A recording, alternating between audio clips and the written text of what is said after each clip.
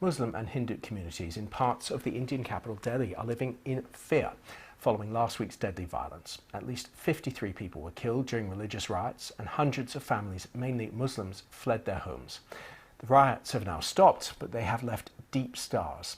Nitin Srivastav of the BBC's Hindu language service has been to meet some of the displaced to find out what lies ahead for them. Shattered and traumatized, Razia Khatun is one amongst hundreds living in a makeshift relief camp. She had to flee with her family before mobs ransacked her home. All my belongings and lifelong savings were taken away. My husband is without a job and the younger son is handicapped.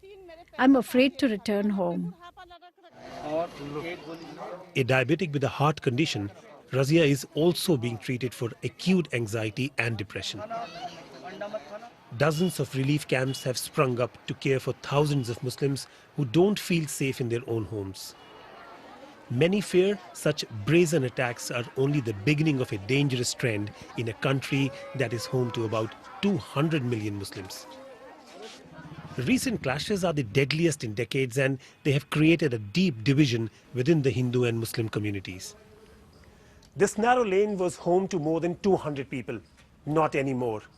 Residents of this area had to flee, save their lives before rampaging mobs arrived, torched their homes, looted their property.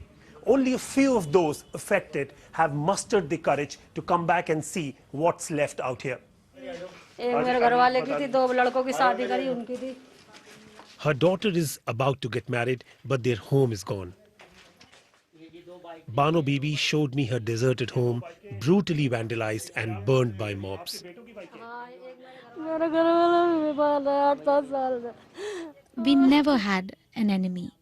Why us then? Relatives have given us shelter, but for how long? How will my family of 9 survive when there is no money to even pay for a room's rent? For now, men, women and children have to sleep in mosques and shelters not far from their homes, still in shock of becoming refugees within their homeland.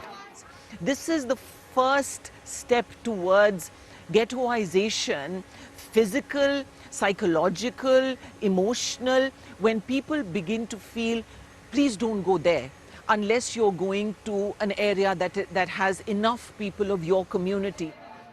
The authorities were slow to react in the beginning, but now claim they are helping everyone who's been affected by the violence. But temporary camps are clearly not the answer. And little is known about the thousands of migrant workers who have left Delhi out of fear for their villages in other states. Despite government assurances, if they don't come back, the fragile coexistence between Hindu and Muslim communities could be ripped apart for a very long time. Nitin Srivastav, BBC News, Delhi.